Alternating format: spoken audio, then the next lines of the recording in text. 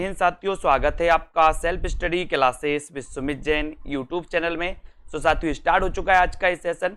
सभी लोग एक बार वीडियो को लाइक कर देंगे, जितने भी हमारे साथी हैं दोस्तों, और जिनने भी अभी तक 2020 टेस्ट सीरीज में भाग नहीं लिया है वो 2020 टेस्ट सीरीज में भाग जरूर लें। ये दोस्तों 2020 जो टेस्ट सीरीज है सप्ताह में 2 दिन होती है, सप्ताह में 2 दिन होती है और बिल्कुल फ्री होती है दोस्तों, सभी के लिए होती है। आप आराम से इसमें लगा सकते हो, ठीक है। 2020 टेस्ट सीरीज के बहुत सारे टेस्ट ऐप पर उपलब्ध भी हो चुके हैं। अब सवाल आता है कि ये कहां से प्राप्त करें, तो आपको क्या करना है, सेल्फ स्टडी क्लासेस ऐप को डाउनलोड करना है, वहां पर आपको इसको मिल जाएगा, ठीक है। बहुत बढ़िया। अब यहां पर हम देखें दोस्तों कि आप बहुत अच्छा चाहते हैं कि सर टीजीटी पीजीटी के लिए स्पेशल क्या है ना। तो अगर स्पेशल कुछ पढ़ना चाहते हैं दोस्तों तो उसके लिए निचोड़ क्लासें, लाइव क्लासें अभी चल रही हैं, जिसकी रिकॉर्डेड कोर्स भी आपको, रिकॉर्डेड क्लासें भी आपको मिलती हैं और लाइव क्लासें भी आपको मिलती हैं, है ना। साथ ही इसमें दोस्तों आपको टॉपिक वाइज टेस्ट भी हैं, ट्रिक भी हैं। तो टीजीटी पीजीटी स्पेशल के लिए आपको निचोड़ क्लासें ये स्टार्ट है। तो जिन भी साथियों को इसमें एडमिशन लेना है वो एडमिशन ले सकते हैं, है ना। अभी दोस्तों चतुर्थ बैच 1 जुलाई से स्टार्ट हुआ, जिसकी क्लासें अभी चल रही हैं। आदि क्लास पर, आदि काल पर चल रही है, साथ ही गद्य साहित्य भी नाटक पर चल रहा है। तो जिनको भी पढ़ना है उसी में दोस्तों आप इसको भी पढ़ सकते हैं। और अभी आपके लिए 1199 नहीं, 1299 नहीं, 4000, 5000 नहीं, केवल 1099 में दोस्तों फीस इसको पे करना है और इसमें आपको एडमिशन लेना है। तो दोस्तों अंतिम समय है, बहुत अच्छा मौका है, आप लोग अध्ययन कर सकते हैं, वीडियो को लाइक कर सकते हैं, शेयर कर सकते हैं। स्टार्ट करते हैं फिर आज का ये सेशन, ठीक है। आपको बताना है दलित विमर्श पर आधारित कृति जूठन किस लेखक की आत्मकथा है, आपको चयन करना है।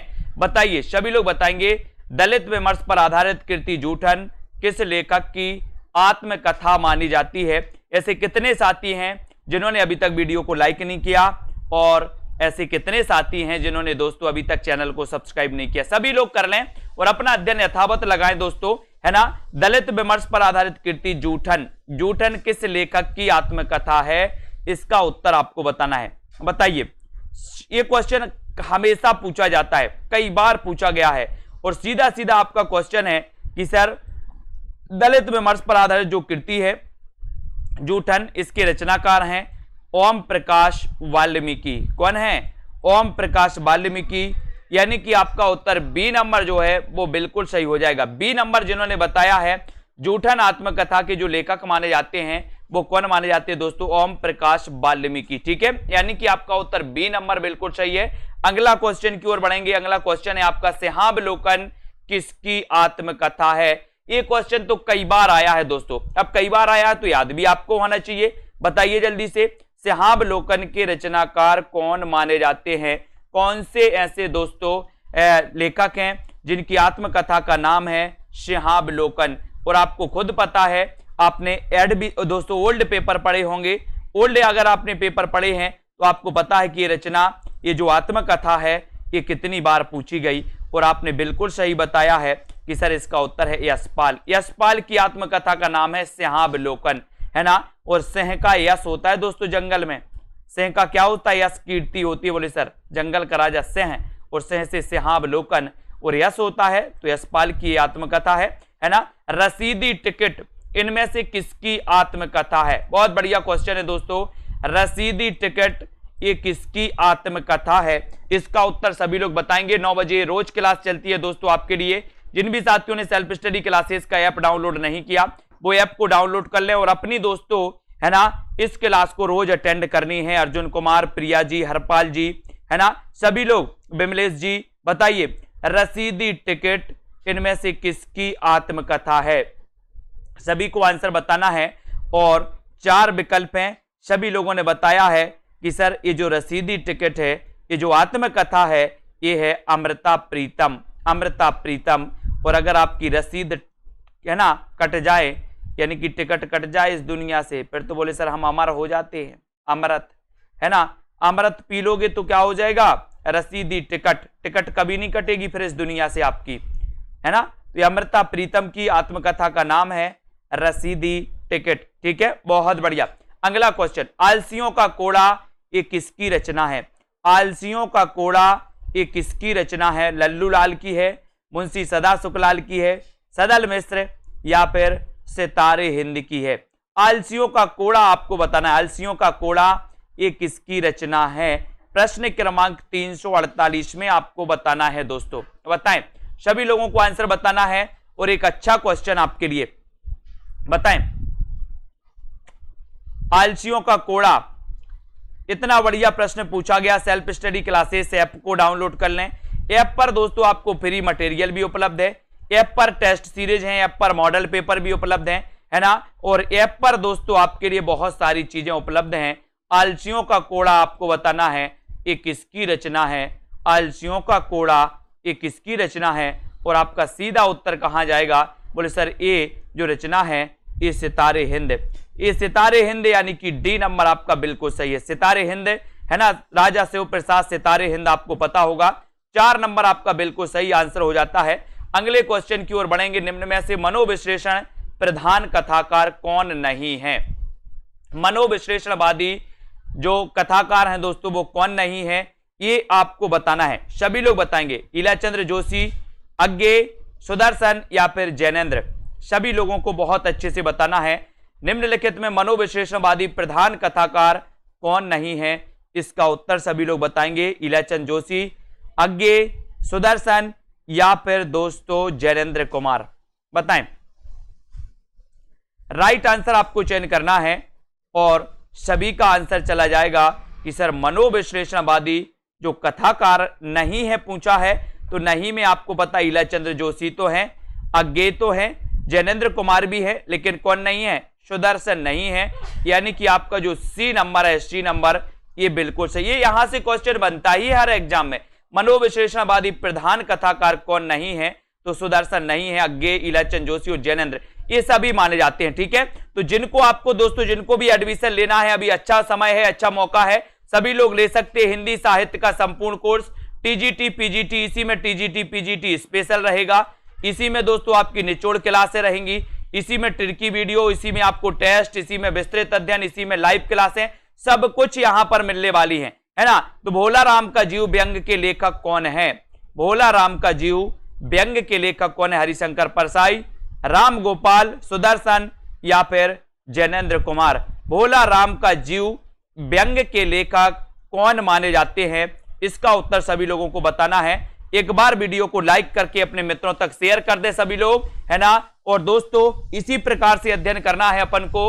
और बात आती है भोला राम की जीव, तो ये कई बार पूछा गया और ये रचना मानी जाती है दोस्तों, है ना, हरिशंकर परसाई। वेरी गुड, सभी ने आंसर सही बताया है।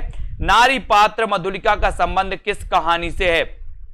नारी पात्र मधुलिका का संबंध किस कहानी से है? जल्दी बताइए सभी लोग। नारी पात्र मधुलिका का संबंध किस कहानी से है? इतना अच्छा क्वेश्चन आपसे पूछा गया। ये क्वेश्चन कई बार एग्जाम में आया है और इस क्लास में दोस्तों वो महत्वपूर्ण क्वेश्चन लाए जाते हैं जो पिछले एग्जामों में कहीं ना कहीं आपसे पूछे गए हैं। तो नारी पात्र मधुलिका का संबंध किस कहानी से है, ये क्वेश्चन आपको बताना है। तो कौन कौन से ऐसे साथी हैं जिन पे ये उत्तर बन रहा है, वो सभी लोग बताएंगे। और बहुत अच्छा क्वेश्चन है सर, पुरस्कार यानी कि 2 नंबर आपका बिल्कुल सही है ना। Very good. अगला क्वेश्चन, कुछ आप बीती कुछ जग बीती, है ना, इसके दोस्तों रचनाकार कौन है? कुछ आप बीती कुछ जग बीती, बताइए। कुछ आप बीती कुछ जग बीती के रचनाकार कौन माने जाते हैं? सभी लोगों को आंसर बताना है। और इन जिनने अभी वीडियो को लाइक नहीं किया है वो लाइक जरूर कर दें एक बार, है ना। कुछ आप बीती और कुछ जग बीती, है ना, ये कई बार पूछा गया दोस्तों। और इसके जो रचनाकार हैं वो रचनाकार कौन है? आपका राइट आंसर चला भारतेंदु हरिश्चंद्र, यानी कि आपका जो सी नंबर है वो बिल्कुल सही है। सी आपका राइट आंसर है। वेरी गुड, बहुत बढ़िया। लोहे की दीवार के दोनों ओर किसकी कृति है? लोहे की दीवार के दोनों ओर किसकी कृति है? अज्ञे, सत्यदेव परिव्राजक, यशपाल या फिर राहुल सांकृत्यायन। लोहे की दीवार के दोनों ओर मॉडल पेपर दोस्तों आप खरीद सकते हैं। मॉडल पेपर में एडमिशन लेकर के मॉडल पेपर पढ़ सकते हैं टीजीटी पीजीटी के, है ना। 3000 प्रश्नों की टेस्ट सीरीज में दोस्तों आप एडमिशन लेकर के अभ्यास कर सकते, बहुत अच्छा। लोहे की दीवार के दोनों ओर किसकी कृति है, ये आपको बताना है। तब आपका राइट आंसर क्या होगा बताएं सभी लोग। हरेंद्र जी, कार्तिक जी बताइए, शैलेश जी, लोहे की दीवार के दोनों ओर के रचनाकार कौन माने जाते हैं? और बहुत अच्छा आंसर आया है कि सर ये जो रचना है ये यशपाल की रचना है। यशपाल यानी कि 3 नंबर, लोहे की दीवार के दोनों ओर, यशपाल। सी नंबर आपका राइट आंसर। एक बूंद सहसा उछली की रचना विधा क्या है? एक बूंद सहसा उछली की रचना विधा क्या है? संस्मरण है, डायरी है, रिपोर्टाज है या फिर यात्रा वृत्तांत है? बताइए। एक बूंद सहसा उछली, इसकी रचना विधा क्या है? इसका उत्तर आपको बताना है संस्मरण, डायरी, रिपोर्टाज या फिर यात्रा वृत्त। बताएं, एक बूंद सहसा उछली की रचना विधा क्या है? ये आपको पता है, एक बूंद सहसा उछली, इसके रचनाकार भी आपको बताना है। बताएं सभी लोग, एक क्वेश्चन कई बार पूछा गया और आपको पता है कि सर ये जो एक बूंद सहसा उछली आप पूछ रहे हैं ये क्या है? ये यात्रा वृत्तांत है। क्या है? यात्रा वृत्तांत। विधा भी कई बार पूछा जाता है, तो ये यात्रा वृत्तांत है दोस्तों। और आपको पता है कि जो यात्रा वृत्तांत है, यात्रा वृत्तांत किसका है? कमेंट में लिखे सभी लोग। सभी लोग बताएंगे एक बूंद सहसा उछली के रचनाकार कौन है? यात्रा वृत्तांत है, इसकी विधा तो यात्रा वृत्तांत है, आपको पता है। लेकिन अगला क्वेश्चन है, घुमक्कड़ शास्त्र यात्रा वृत्त के लेखक कौन है? घुमक्कड़ शास्त्र यात्रा वृत्त के लेखक कौन है? बताएं। सत्यदेव परिव्राजक, राहुल सांकृत्यायन, यशपाल या फिर अज्ञेय? घुमक्कड़ शास्त्र यात्रा वृत्त के लेखक कौन माने जाते हैं? घुमक्कड़ शास्त्र यात्रा वृत्त के लेखक कौन माने जाते हैं, है ना? और ये दोस्तों ये घुमक्कड़ शास्त्र क्या है? यात्रा वृत्तांत है। और सभी लोगों ने आंसर सही बताया कि सर एक बूंद सहसा उछली के रचनाकार कौन है? तो आपका उत्तर है अज्ञेय। अगर आपसे पूछे कि एक बूंद सहसा उछली, अब आपको नहीं पता तो आप क्या बोलोगे? सर अज्ञेय, अज्ञेय। एक बूंद सहसा उछली, अज्ञेय। घुमक्कड़ शास्त्र, घुमक्कड़ शास्त्र राहुल सांकृत्यायन, राहुल सांकृत्यायन की रचना है। घुमक्कड़ शास्त्र यात्रा वृत्त है दोस्तों, इसके रचनाकार है राहुल सांकृत्यायन। और इन्होंने आपको पता है राहुल सांकृत्यायन ने बहुत सारे यात्रा व्रत लिखे हैं जिनमें घुमक्कड़ शास्त्र तो कई बार पूछा भी गया है ना? अगला क्वेश्चन है, केदारनाथ अग्रवाल किस काव्यधारा के कवि हैं? केदारनाथ अग्रवाल किस काव्यधारा के कवि हैं? जल्दी से बताओ। छायावाद, प्रयोगवाद, प्रगतिवाद या फिर दोस्तों आधुनिकतावाद के कवि हैं? केदारनाथ अग्रवाल, आपको पता है इनकी एक फेमस रचना है दोस्तों, कौन सी? फूल नहीं रंग बोलते हैं, फूल नहीं रंग बोलते हैं, है ना? आपको पता है कि फूल नहीं रंग बोलते हैं जो रचना है, ये रचना दोस्तों केदारनाथ अग्रवाल जी की है ना? और केदारनाथ जो अग्रवाल है ये कैसे माने जाते हैं? तब आपका याद रहेगा दोस्तों, ये प्रगतिवादी माने जाते हैं। यानी कि आपका जो 3 नंबर है वो बिल्कुल सही हो जाएगा, 3 आपका राइट आंसर हो जाएगा। ओके, अगला क्वेश्चन, मुक्तिबोध की किस पुस्तक को प्रतिबंधित किया गया था? एक अच्छा क्वेश्चन है। एक क्वेश्चन और यहां से मुझे याद आ रहा है जो आपसे पूछा जाएगा कि मुक्तिबोध एक रचना है और वो रचना किसकी है? मुक्तिबोध एक रचना है, वो किसकी है वो भी आप लोगों को बताना है। और मुक्तिबोध किस पुस्तक को, मुक्तिबोध की किस पुस्तक को प्रतिबंधित किया गया? मुक्तिबोध एक कवि का भी नाम है, मुक्तिबोध एक रचना भी है दोस्तों। तो मुक्तिबोध की किस पुस्तक को प्रतिबंधित किया गया ये आपको बताना है। देखते हैं कौन बता रहा है। एक साहित्यक की डायरी, चांद का मुंह टेढ़ा, विपात्र या फिर भारत इतिहास और संस्कृति को। इतना अच्छा क्वेश्चन आपके लिए दिया गया है और आपको पता है कि सर मुक्तिबोध की अगर बात करते हो तो मुक्तिबोध की जो पुस्तक है कौन सी? भारत इतिहास और संस्कृति। भारत इतिहास और संस्कृति, इसके लिए क्या किया गया था? प्रतिबंधित किया गया था। और आपको बताना था कि मुक्तिबोध एक रचना भी है और वो रचना कौन की है? तो आपका उत्तर हो जाएगा जैनेन्द्र कुमार की। मुक्तिबोध एक रचना है जैनेन्द्र कुमार की। मुक्तिबोध की एक रचना है भारत इतिहास और संस्कृति, जिसको प्रतिबंधित किया गया। और आपको पता है कि विपात्र भी दोस्तों इनकी रचना है। ठीक है, बिल्कुल सही है। मुक्तिबोध रचना के लिए साहित्य अकादमी पुरस्कार भी मिला है। बहुत बढ़िया, वेरी गुड। अगला क्वेश्चन देख लो यहां पर, द्विवेदी युग का एक और अन्य नाम क्या है? द्विवेदी युग का एक और अन्य नाम क्या है? संक्रांति काल इसे कहते हैं, संधि काल कहते हैं, जागरण सुधार काल कहते हैं या फिर गद्य काल इसे कहते हैं? बताइए, द्विवेदी युग का एक और अन्य नाम क्या है? द्विवेदी युग का एक और अन्य नाम क्या है? मोस्ट इंपॉर्टेंट क्वेश्चन है दोस्तों, है ना। द्विवेदी योग आपको पता है कि महावीर प्रसाद द्विवेदी के नाम पर दोस्तों इसका नाम पड़ा था द्विवेदी योग, है ना। लेकिन आपको बताना है, जल्दी से बताएं कि द्विवेदी योग का एक और अन्य नाम क्या है। तब आपका सीधा उत्तर आया है कि सर एक और अन्य नाम है जागरण सुधार काल। जागरण सुधार काल यानी कि सी नंबर आपका बिल्कुल सही है, सी नंबर राइट आंसर है। वेरी गुड आंसर, सभी लोगों ने आंसर सही बताया, वेरी गुड। अगला क्वेश्चन है, हिंदी नई चाल में ढली यह कथन किस आधुनिक कालीन साहित्यकार का है? बताएं, हिंदी नई चाल में ढली। आपको पता है दोस्तों एक क्वेश्चन आता है कि हिंदी नई चाल में कब ढली, है ना। तो हिंदी नई चाल में ढली दोस्तों कब? 1973 में कि 1873 में? बोले सर 1873 में, है ना। इसको याद रखेंगे। और हिंदी नई चाल में ढली ये कथन किस आधुनिक कालीन साहित्यकार का है, ये भी आपको बताना है। तो बताएं, 4 विकल्प है। अच्छा प्रश्न है दोस्तों, और आपका सीधा उत्तर गया है भारतेंदु हरिश्चंद्र की ओर, है ना। इनका जन्म 1850 में हुआ था और इनकी मृत्यु हो गई थी कब? 1885 में। किसकी? भारतेंदु जी की। और इन्होंने कहा था कि हिंदी नई चाल में ढली, है ना। कब ढली? कब ढली? 1873। Very good. अगला क्वेश्चन है, सैरंध्री के रचनाकार कौन है दोस्तों? सैरंध्री ये किसकी रचना है? बताएं, सैरंध्री किसकी रचना है? सियाराम शरण गुप्त की है, नरेश वर्मा की है, मैत्री शरण गुप्त की है, या फिर दोस्तों भारतेंदु हरिश्चंद्र की है? बताइए। हाँ, कालचक्र पुस्तक में कहा था इन्होंने, है ना। ये भी कई बार पूछा जाता कि अपनी किस पुस्तक में कहा था भारतेंदु ने, तो कालचक्र पुस्तक में कहा था दोस्तों की हिंदी नई चाल में ढली 1873, है ना। सैरंध्री के रचनाकार कौन है? सैरंध्री, ये क्वेश्चन कई बार आया है। सभी लोग एक बार वीडियो को लाइक जरूर कर दें। और सैरंध्री के रचनाकार आपसे पूछा गया, तब आपका सीधा उत्तर जाएगा, कहां जाएगा? मैथिली शरण गुप्त। और मैथिली शरण गुप्त को राष्ट्र कवि कहा जाता है दोस्तों। और इन्हें राष्ट्र कवि की उपाधि किसने दी? तो बोले सर महात्मा गांधी ने दी थी। महात्मा गांधी जी ने इन्हें राष्ट्र कवि की उपाधि दी थी दोस्तों। और आपको पता है कि इनका जन्म कब हुआ था? जल्दी से बता दो, मैथिली शरण गुप्त का जन्म कब हुआ था? और इनकी रचना थी दोस्तों एक भारत भारती।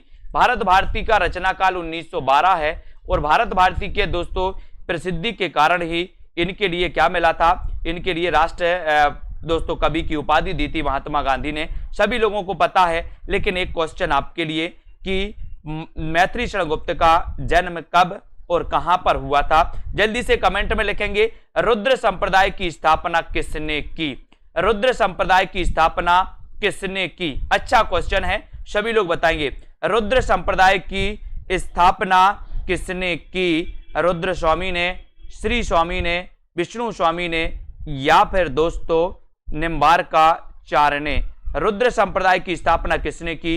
इसका सीधा आंसर आपका चला जाएगा, उत्तर चला जाएगा विष्णु स्वामी। विष्णु स्वामी यानी कि आपका सी नंबर जो है वो बिल्कुल सही है ना। और आप सभी को पता है कि बोले सर 1886 में 1886 चिरगांव जिला झांसी में मैथिली शरण गुप्त का जन्म हुआ था।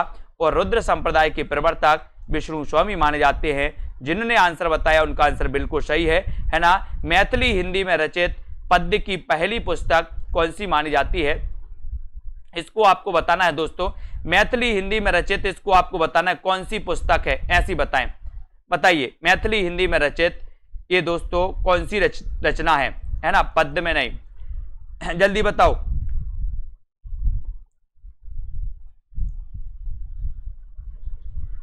मैथिली हिंदी की बताना है दोस्तों, ये कौन सी रचना मानी जाती है? और आपका सीधा उत्तर कहां जाता है? मैथिली हिंदी में ये दोस्तों वर्ण रत्नाकर मानी जाती है, वर्ण रत्नाकर, है ना।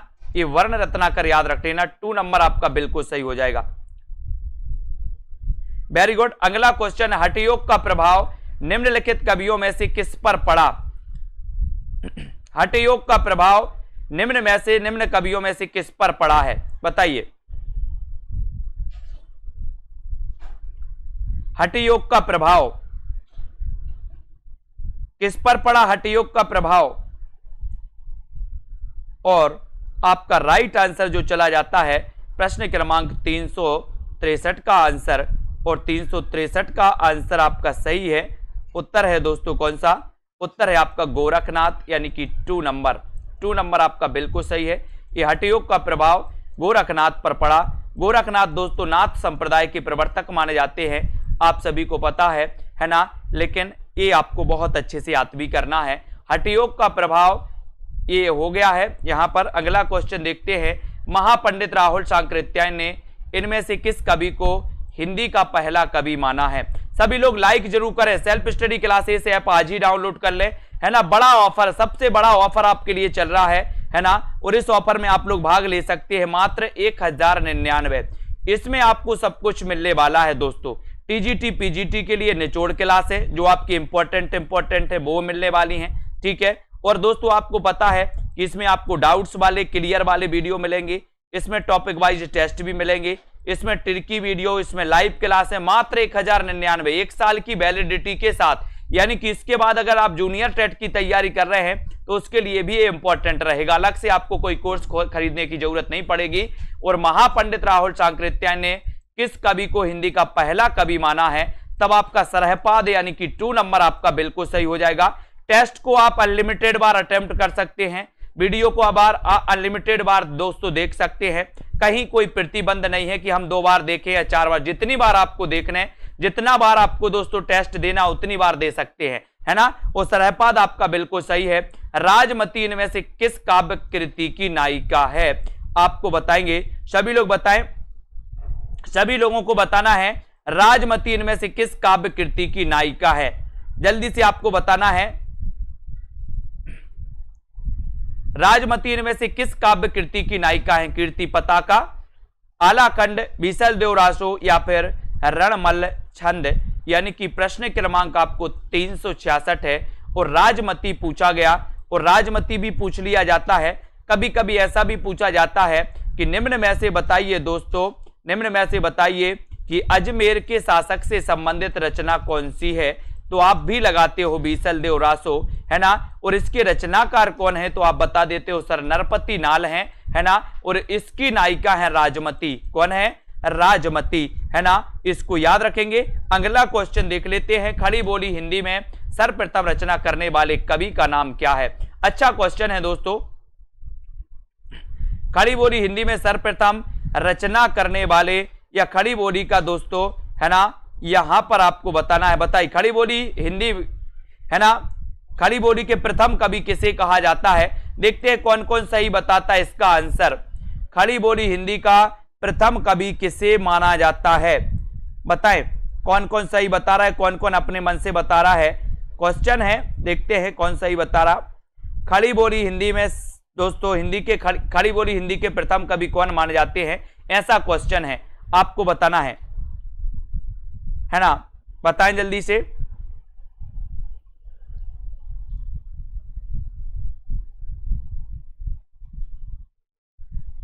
बोले सर यहां पर पूछा तो कभी गया है और यहां पर दे दिया गया रचनाएं, है ना। पूछा कभी गया है और रचनाएं यहां पर ऑप्शन में आपको दे दी गई। लेकिन आप लोगों ने बिल्कुल सही बात है कि सर खड़ी बोली हिंदी के प्रथम जो कवि माने जाते हैं वो माने जाते हैं अमीर खुसरो। कौन माने जाते हैं? अमीर खुसरो। वेरी गुड, बहुत बढ़िया आंसर सही बताया आप लोगों ने, है ना, बहुत बढ़िया। अगला क्वेश्चन देखो, सहजयान के प्रवर्तक कौन है? सहजयान के प्रवर्तक कौन माने जाते हैं? सरहपा, सबरपा, लुईपा या फिर कंडपा? सहजयान बताएं।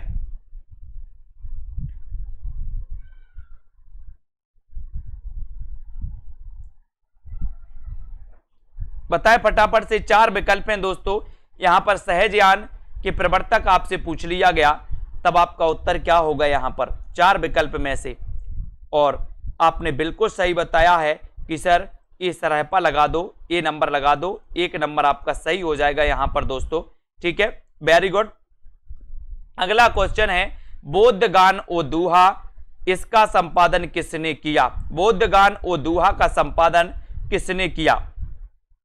राहुल सांकृत्यायन ने, सूर्यकांत शास्त्री, प्रबोध चंद्र बागची या फिर हरप्रसाद शास्त्री ने?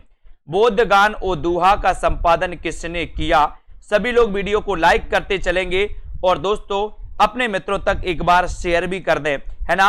और ये सेशन आपका रोज रात्रि 9 बजे होता है और यहां पर बोधगान ओ दूहा का संपादन पूछा गया है, तो आपका उत्तर क्या हो जाएगा? बताएं।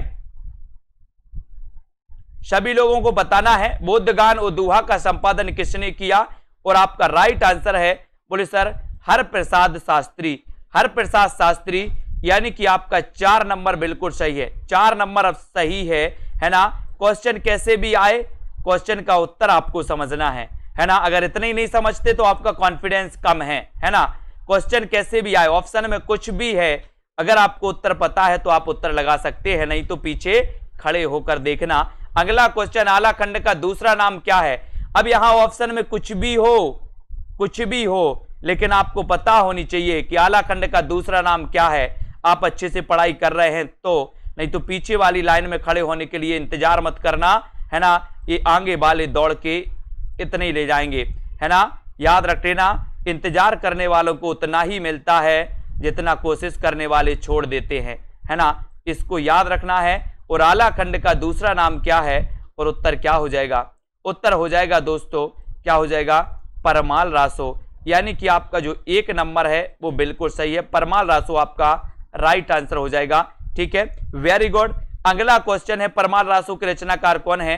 बोले सर परमाल रासो के रचनाकार हैं कौन, जगनेक। कौन है, जगनेक। ठीक है, रचनाओं में से किस रचना के काव्य नायक राम हैं, बताइए। किसके दोस्तों, किस काव्य के नायक राम हैं, बताएं। किस काव्य के नायक राम हैं। जिन्होंने लाइक नहीं किया वो लाइक कर दें। और दोस्तों जिनको एडमिशन लेना है, अच्छा मौका है, अच्छा पढ़ सकते, कुछ ना कुछ आपके लिए स्पेशल जरूर होगा दोस्तों, है ना। निचोड़ क्लास है आपके लिए, टीजीटी पीजीटी के लिए स्पेशल सेशन, है ना। तो यहां पर रचनाओं में से किस रचना के काव्य नायक राम हैं, इसका उत्तर आपको बताना है। तब आपका राइट आंसर क्या हो जाएगा, संशय की एक रात, रश्मि रति, विष्णु प्रिया या फिर कनु प्रिया, बताइए। और आपने बिल्कुल सही बताया है कि सर नरेश मेहता की एक काव्य रचना है संशय की एक रात। और संशय की ये जो रात है ये राम पर आधारित है दोस्तों, यानी कि इसके काव्य नायक के जो नायक हैं वो कौन है, राम। और आपका ये नंबर बिल्कुल सही हो जाता है। कारवां किसका एकांकी संग्रह है, कारवां किसका एकांकी संग्रह है, इसका उत्तर आपको बताना है। उपेंद्र नाथ तस्क, विष्णु प्रभाकर, राम कुमार वर्मा या फिर भुवनेश्वर प्रसाद, बताएं। सभी लोग बताएंगे कारवां किसका एकांकी है। इतना अच्छा क्वेश्चन है, कारवां एकांकी तो कई बार पूछा गया, अब आपको पता भी होनी चाहिए, जब मैंने कई बार आपको बताया भी है ना। तो उत्तर क्या हो जाएगा यहां पर, कारवां किसका एकांकी संग्रह है। और बहुत बढ़िया आंसर सभी लोगों ने बताया कि सर ये क्वेश्चन तो कई बार आया है और हमने पढ़ा भी है, तो उत्तर भी आपने लगाया है Bhuvneshwar Kumar. Very good answer, Karwan एकांकी भुवनेश्वर कुमार की मानी जाती है दोस्तों, है ना। और आपको एक क्वेश्चन है कि हिंदी की प्रथम एकांकी किससे मानी जाती, कौन सी है दोस्तों, ये भी आपको बताना है, कमेंट में लिख देना है। भारत दुर्दशा के पहले अंक में भारतेंदु ने मूल रूप से किसका चित्र खींचा है। अच्छा क्वेश्चन, आपको ये पता चल जाता है कि सर भारत दुर्दशा के रचनाकार भारतेंदु जी हैं। ये क्वेश्चन भी कई बार आया, भारत दुर्दशा किसकी रचना है, भारत दुर्दशा के रचनाकार कौन है ना। और पहले अंक में भारतेंदु ने मूल रूप से किसका चित्र खींचा, भारत के गांवों का, भारत की दुर्दशा के कारणों का, भारत के बड़े नगरों का, भारत की नारियों की दुर्दशा का। तो यहां पर 4 विकल्प हैं, इसका अच्छा आंसर बताना है। और सभी लोगों ने बताया कि हिंदी का पहला एकांकी एक घूंट माना जाता है दोस्तों। और एक घूंट आपको पता है कि एक घूंट के रचनाकार जयशंकर प्रसाद है। और जयशंकर की बात आती है तो बोले सर 1889 में इनका जन्म हुआ, छायावाद के प्रवर्तक माने जाते हैं। और भारत दुर्दशा के पहले अंक में भारतेंदु ने मूल रूप से दोस्तों आपको पता है कि भारत की दुर्दशा के कारणों का दोस्तों इन्होंने चित्र खींचा है। और राइट आंसर आपका बी की तरफ चला जाता है। हिंदी में अंग्रेजी ढंग का पहला मौलिक उपन्यास कौन सा है, बहुत बढ़िया आंसर। हिंदी में अंग्रेजी ढंग का पहला मौलिक उपन्यास कौन सा है, ये आपको बताना है। ऐसे जितने भी हमारे साथी हैं जो टीजीटी पीजीटी का स्पेशल पढ़ना चाहते, निचोड़ पढ़ना चाहते हैं कि आदि काल में क्या इंपॉर्टेंट है, भक्ति काल में क्या इंपॉर्टेंट है, रीति काल में कौन कौन से क्वेश्चन आते हैं, अगर ये आप पढ़ना चाहते हैं तो इस कोर्स में आप 1099 में एडमिशन ले सकते हैं। इसमें अकेला ये बस नहीं मिलेगा कि निचोड़ आपको मिलेगा, इसमें आपको टेस्ट भी मिलेंगे टॉपिक वाइज। इसमें ट्रिकी वीडियो मिलेंगे, इसमें लाइव क्लासें आपको मिलेंगी, इसमें दोस्तों आपके लिए डाउट्स वाले वीडियो भी मिलेंगे, विस्तृत अध्ययन वाले वीडियो तो आपको है ही, है ना। तो ये आपके एग्जाम में बहुत मदद करेगा। एक मंथ है दोस्तों आपके पास अभी भी, है ना। आप बहुत अच्छे से तैयारी करेंगे और हिंदी में अंग्रेजी के ढंग का पहला जो मौलिक उपन्यास है वो बोले सर परीक्षा गुरु है। और परीक्षा गुरु के रचनाकार कौन है, तब उत्तर चला जाता है श्रीनिवास दास, यानी कि डी नंबर आपका बिल्कुल सही है। Very good answer. Maila Anchal का प्रकाशन कब हुआ था? मेला आंचल का प्रकाशन कब हुआ था? सभी लोग आंसर बताएंगे। 375 का आंसर आपको चयन करना है। उत्तर क्या सही है? मेला आंचल का प्रकाशन कब हुआ था? बताइए। 1950, 1954, 1960 या फिर 1947 में? बताएं उत्तर क्या है। लाइक करते जाएं सभी लोग, सभी साथी लाइक करें, अपने मित्रों तक जरूर इस चैनल से जोड़ें, आपका निश्चित ही फायदा होगा दोस्तों। और हम भी आपके साथ परीक्षा के टाइम तक बिल्कुल निरंतर प्रयास करेंगे कि आप लोग कुछ ना कुछ इस चैनल से सीख कर जाएं और निश्चित ही सफलता प्राप्त करें दोस्तों, ठीक है। मेला आंचल का प्रकाशन वर्ष बताना। सबसे बड़ी बात तो यह है कि सर मेला आंचल आपको पता है कि ये हिंदी का प्रथम आंचलिक उपन्यास माना जाता है। इसके रचनाकार फणीसुरनाथ रेणु माने जाते हैं। लेकिन दोस्तों इसका अगर प्रकाशन पूछा गया तो आप 1954 लगा देना, 2 नंबर आपको लगा देना, बी नंबर आप लोग लगा देना, ठीक है। प्रेमचंद उर्दू में किस नाम से लिखते थे? 3000 क्वेश्चन की टेस्ट सीरीज आप मात्र 400 रुपए में इसमें एडमिशन ले सकते हैं और 3000 क्वेश्चन के बहाने इसमें आपको 4000 क्वेश्चन मिलेंगे पूरे, है ना। तो इसमें आप एडमिशन ले सकते हैं दोस्तों। मॉडल पेपर जिनको लेना है वो मॉडल पेपर भी ले सकते हैं, ठीक है। बिल्कुल लाइव क्लास चल रही है। ये प्रेमचंद उर्दू में किस नाम से लिखते थे? जल्दी से आपको बताना है, सभी लोग बताएंगे। विजय शंकर जी बताइए, प्रेमचंद उर्दू में किस नाम से लिखते थे? इतना अच्छा क्वेश्चन अभी पूछा गया था ये क्वेश्चन दोस्तों, डीएसएस भी जो हुआ था पेपर उसमें पूछा गया था दोस्तों, है ना। तो उर्दू में किस नाम से लिखा दोस्तों लिखते थे, या प्रेमचंद का अन्य नाम क्या है, ऐसा भी पूछा जाता है। तब आपका राइट आंसर है बोले सर प्रेमचंद उर्दू में लिखते थे नवाब राय नाम से, लेकिन इनका दोस्तों धनपत राय नाम भी था, है ना। लेकिन उर्दू में आपको याद रख लेना कि उर्दू में यानी कि 2 नंबर आपका नवाब राय बिल्कुल सही आंसर हो जाएगा। बी नंबर आपका बिल्कुल सही हो जाएगा। सतह से उठता आदमी की विधा क्या है? सतह से उठता आदमी की विधा क्या है? काव्य है, कहानी है, नाटक है या फिर नाट्य काव्य है?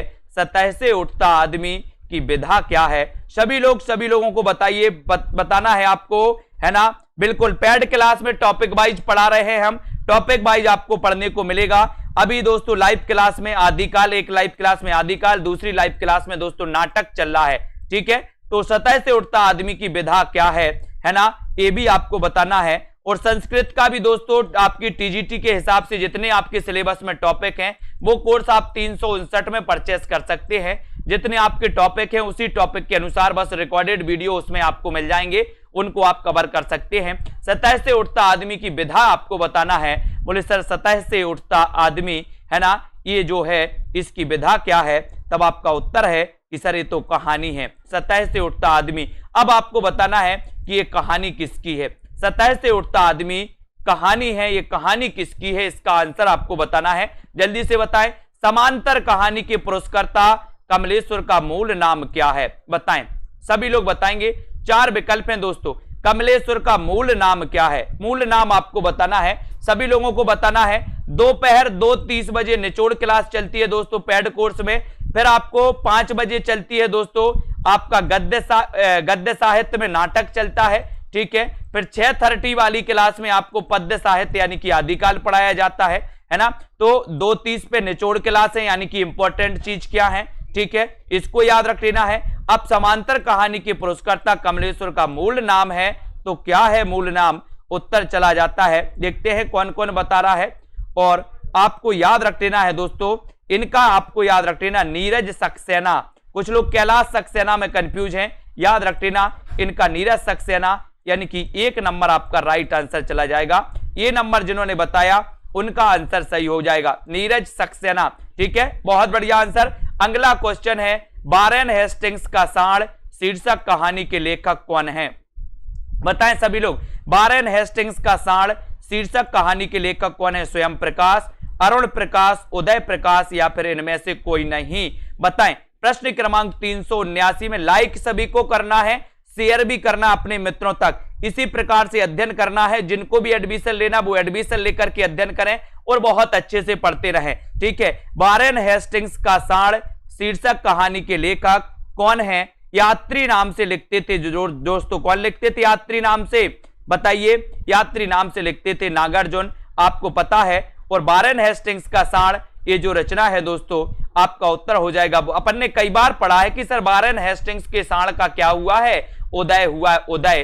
तो उदय प्रकाश यानी कि 3 नंबर आपका राइट आंसर, सी नंबर आपका बिल्कुल सही हो जाएगा। वेरी गुड, सभी लोगों को बहुत बहुत धन्यवाद। लाइक जरूर कर दें, एक बार शेयर कर दें अपने मित्रों तक, आपको भी मजा आ रहा होगा दोस्तों। हत्या नामक कहानी के लेखक कौन है? हत्या नामक कहानी के लेखक कौन माने जाते हैं? इसका आंसर आपको चयन करना है। ये चुने हुए प्रश्न हैं दोस्तों जो आपके एग्जामों में पूछे जाते हैं। पिछले कई एग्जामों में ये क्वेश्चन पूछे गए हैं और आप लोग भी दोस्तों पढ़ते हैं, आप लोगों को भी अनुभव है, आपको पता है ना। यूपी टीजीटी पीजीटी वाले हमारे जितने भी साथी हैं और जिनको भी एडमिशन लेना है वो एडमिशन लेकर के अध्ययन करें, जहां पर रिकॉर्डेड कोर्स तो आपको पूरा मिलेगा ही, लाइव क्लासें भी आपको मिलेंगी। और हत्या नामक कहानी अगर आपसे पूछी गई है तब आपका उत्तर हो जाएगा जैनेन्द्र कुमार, है ना। और दोस्तों एक और बताना है कि फांसी एक किसकी कहानी है? हत्या तो आपको पता ही चल गया, जैनेन्द्र कुमार, है ना। तो और फांसी भी आप लोग बता दें सभी लोग। बहुत अच्छा क्वेश्चन, वीडियो को लाइक शेयर करें। आधुनिक एकांकी के जनक कौन माने जाते? आधुनिक एकांकी के जनक आपसे पूछा गया है, आधुनिक एकांकी के जनक कौन माने जाते हैं? इसका उत्तर आपको बताना है। सभी लोग बताएं, उत्तर क्या हो जाएगा? डेमो क्लास ऐप पर मिल जाएगी। डेमो क्लास आपको ऐप पर मिल जाएगी। सेल्फ स्टडी क्लासेस ऐप को डाउनलोड कर लें। सेल्फ स्टडी क्लासेस ऐप सभी लोग डाउनलोड कर लें। ठीक है, आधुनिक एकांकी के जनक कौन माने जाते हैं? इसका उत्तर आपको बताना है। बहुत अच्छा क्वेश्चन है दोस्तों और आपने पढ़ा होगा, है ना। क्या पढ़ा है देखते हैं कौन कौन सही उत्तर बता रहा है। आधुनिक एकांकी के जनक कौन माने जाते हैं? और बहुत अच्छा आंसर आया है, बोले सर राम कुमार वर्मा। कौन माने जाते हैं? इनकी एकांकी जिसे दोस्तों हिंदी की प्रथम एकांकी कई विद्वानों ने माना है, उस एकांकी का नाम भी आपको बताना है। वो एकांकी कौन सी है? राम कुमार वर्मा जी की। इनका जन्म हुआ था दोस्तों 1905 में। राम कुमार वर्मा जी का, इन्होंने स्वयंभू को हिंदी का प्रथम कवि माना है राम कुमार वर्मा जी ने। और आधुनिक एकांकी के जनक भी माने जाते राम कुमार वर्मा। इनकी वो एकांकी कौन सी है? जल्दी से लिखो, कौन लिखता है सबसे पहले? प्रकाश और परछाई किस एकांकीकार की रचना है? प्रकाश और परछाई ये किस एकांकीकार की रचना है? धर्मवीर भारती, विष्णु प्रभाकर, बेचन शर्मा उग्र या फिर हरि कृष्ण प्रेमी। यानी कि उत्तर 382 का आंसर आपको चयन करना है। और देखते हैं कौन बता रहा है। बादल की मृत्यु, बहुत बढ़िया आंसर। बादल की मृत्यु आपका सही हो जाएगा। Self study classes app download कर लें। जिनको भी दोस्तों ज्वाइन करना है, पेड क्लास में एडमिशन लेना है, self study classes app download कर लें। नीचे नंबर चल रहा है, आप डायरेक्ट भी कर सकते हैं 9098 पर। इस पर आप फोन पे भी डायरेक्ट कर सकते हो, तब भी आपका एडमिशन हो जाएगा। लेकिन आपको self study classes app download करना पड़ेगा क्योंकि रिकॉर्डेड कोर्स आपको वहीं पर मिलेगा। 90 98 60 है ना, 92 91। इस पर भी आप फोन पे कर सकते हो, गूगल पे कर सकते हो डायरेक्ट। 1099 या टेस्ट सीरीज जो भी आपको करना है। प्रकाश और परछाई किस एकांकीकार की रचना है? और इतना अच्छा क्वेश्चन है और सभी लोगों ने बताया विष्णु प्रभाकर, तो आंसर भी आपका चला जाता है विष्णु प्रभाकर। बी नंबर आपका राइट आंसर हो जाता है। ठीक है, बहुत बढ़िया, बी नंबर राइट है ना। अगला क्वेश्चन देखो, हिंदी का पहला प्रतीक धर्मी नाटक कौन सा है? हिंदी का पहला प्रतीक धर्मी नाटक कौन सा है? बताइए, हिंदी का पहला प्रतीक धर्मी नाटक कौन सा है? कामना है, रजत शिखर है, आषाढ़ का एक दिन है या फिर वत्सराज है? बताइए कौन बता रहा है, सभी लोग बताएंगे। हिंदी का पहला प्रतीक धर्मी नाटक कौन सा है? हिंदी का पहला प्रतीक धर्मी नाटक कौन सा है? इसका आपको बताना है ना। परिनिष्ठित भाषा को कहा जाता टकसाली, है ना। हिंदी का पहला प्रतीक धर्मी आपको बताना है और राइट आंसर है आपका कामना। और कामना नाटक किसका है? तो कामना नाटक बोले सर ये जयशंकर प्रसाद का है। किसका है? जयशंकर प्रसाद का। और जयशंकर प्रसाद का एक कामना जो नाटक है, इसी पर आधारित दोस्तों इनकी एक कामायनी महाकाव्य है। कई बार पूछा जाता है कि कामायनी महाकाव्य किसका है? उत्तर होता है जयशंकर प्रसाद। कामना नाटक किसका है? उत्तर होता है जयशंकर प्रसाद। इनके 3 उपन्यास आपको पता होंगे दोस्तों, कंकाल, तितली और इरावती। इरावती इनका अधूरा उपन्यास माना जाता और इरावती इनका ऐतिहासिक अधूरा उपन्यास है दोस्तों। मलिक मोहम्मद जायसी के प्रसिद्ध प्रबंध काव्य का नाम क्या है? प्रसिद्ध प्रबंध काव्य का नाम आपको बताना है। और आपको पता होगा दोस्तों 2020 टेस्ट सीरीज आप लोगों के लिए ऐप में फ्री करवाई जाती है और वो करवाई जाती है दोस्तों गुरुवार और रविवार को, 2 दिन होती है 2020 टेस्ट सीरीज। इसमें आप भाग ले और ये बिल्कुल फ्री होती है, ऐप पर होती है, तो फ्री वाले भी इसमें दोस्तों वो ले सकते हैं, कर सकते हैं, है ना। तो मलिक मोहम्मद जायसी के बारे में आप लोगों ने पढ़ा है कि ये सूफी काव्य धारा के प्रमुख माने जाते हैं। इनका प्रबंध काव्य आपको बताना है, तब आपका राइट आंसर है कि इनका प्रबंध काव्य है कौन सा? पद्मावत, यानी बी नंबर आपका बिल्कुल सही है, बी नंबर आपका राइट आंसर हो जाता है ना। अगला क्वेश्चन है, सूफी मुक्तक काव्य का प्रथम रचयिता इनमें से कौन सा कवि था? सूफी मुक्तक काव्य का प्रथम रचयिता इनमें से कौन सा कवि था? मुल्ला दाऊद, अमीर खुसरो, शेख फरीद या फिर कुतुबन? सभी लोग बताएं, उत्तर बताएंगे सभी लोग, है ना। सूफी मुक्तक काव्य का प्रथम रचयिता इनमें से कौन सा कवि है? और सभी लोगों ने बताया है कौन सा कवि है। देखते हैं कौन कौन पे बनता है, कौन कौन से नहीं बनता। सूफी मुक्तक काव्य का प्रथम रचयिता कौन सा कवि है? और उत्तर सीधा जाता है, बोले सर आंसर लगा दो, आंसर लगा दो, मुल्ला दाऊद। मुल्ला दाऊद की एक रचना है, कौन सी रचना है? चंदायन। चंदायन आपको पता है ना, ये हिंदी सूफी काव्य धारा की प्रथम रचना मानी जाती है और ये प्रथम कवि भी माने जाते हैं। वेरी गुड, सभी साथियों को धन्यवाद। सभी साथी इस निचोड़ क्लास में एडमिशन जरूर लें। ये क्लास स्टार्ट है, ये क्लास आपको रिकॉर्डेड भी मिलती है, ये क्लास आपको लाइव भी मिलती है। यानी कि दोस्तों सेल्फ स्टडी क्लासेस ऐप पर ऐसा बिल्कुल भी नहीं है कि आपको दोस्तों किसी भी प्रकार से फ्रॉड हो। आपके लिए रिकॉर्डेड भी दिया जाता है, आपके लिए लाइव क्लासें भी दी जाती है, आपके लिए टेस्ट भी करवाए जाते हैं, वहीं आपको ट्रिकी वीडियो भी दिए जाते हैं, वहीं आपको डाउट्स वाले वीडियो भी दिए जाते हैं। ग्रुप डिस्कशन होता है दोस्तों, उसमें आप अपने डाउट्स भी पूछ सकते हैं, है ना। विभिन्न प्रकार के अलग अलग दोस्तों जिलों से, विभिन्न प्रकार के अलग अलग राज्यों से सभी स्टूडेंट जुड़े हुए हैं। आप भी जुड़ सकते हैं, अपना अध्ययन कर सकते हैं इस निचोड़ क्लास में, है ना। तो यानी कि दोस्तों ये निचोड़ क्लास क्यों रखी गई है? तो ये रखी गई है दोस्तों इसलिए कि हिंदी साहित्य में आखिर स्पेशल क्या है, अगर एग्जाम पास में है तो आखिर पढ़े क्या, है ना। इसलिए इस क्लास को रखा गया। इस क्लास में वो ही क्वेश्चन होते, वो ही दोस्तों फैक्ट होते हैं जो आपसे एग्जाम में हमेशा की तरह पूछे जाते हैं, उन प्रश्नों को रखा जाता है। तो इनमें आप लोग एडमिशन ले सकते हैं आज ही। इसमें आपको 4-5 हजार फीस नहीं भरनी, इसमें केवल आप 1099 फीस भर के इसमें आप एडमिशन ले सकते हैं, है ना। और दोस्तों इस कोर्स की एडमिशन आपके लिए 1 साल तक वैलिड रहेगा, यानी कि आगे आने वाले जितने भी आपके एग्जाम होंगे उनके लिए भी दोस्तों ये वैलिड रहेगा। और इसमें आपको अनलिमिटेड अटेम्प्ट के लिए दोस्तों मौका दिया जाता है कि आप जितनी बार भी इसको पढ़ो उतनी बार पढ़ सकते हो। कोई ऐसा नहीं है कि आप 2 बार अटेम्प्ट करो या 3 बार करो, अनलिमिटेड बार अटेम्प्ट कर सकते हो। और एक अच्छा कोर्स आप लोगों के लिए लॉन्च किया गया जो सबसे सस्ता और सबसे अच्छा। अभी डाउनलोड करें सेल्फ स्टडी क्लासेस ऐप को, है ना। बहुत सारे साथी बहुत अच्छे से पढ़ रहे हैं, अनिल कुमार जी, है ना, दारसू जी, नीतू जी, राकेश कुमार जी, सभी साथियों को धन्यवाद, है ना। दिव्या जी, बबीता जी, गीतिका जी, अखिलेश कुबेर जी, सुषमा, विजय लक्ष्मी जी, राम मूरत जी, है ना, और वेंकट रेड्डी जी, रजनी जी, रेखा तड़के जी, बच्चन जी, हरिकेश, देवेंद्र जी, रेसू, कमला जी, आशु, ज्योति जी, है ना, मनीषा, डॉली सेठ जी, सभी साथी लाइक जरूर करते रहें और शेयर आपको जरूर करना है। मुकेश जी, है ना, और नब्या जी, वेरी गुड, विजय राज जी, कमलदीप जी, ऐसे जितने भी हमारे साथी हैं और जो पढ़ना चाहते हैं दोस्तों एग्जाम के अंतिम समय पर, वो सभी पढ़ें। 2020 टेस्ट सीरीज भी में आप भाग ले सकते हैं।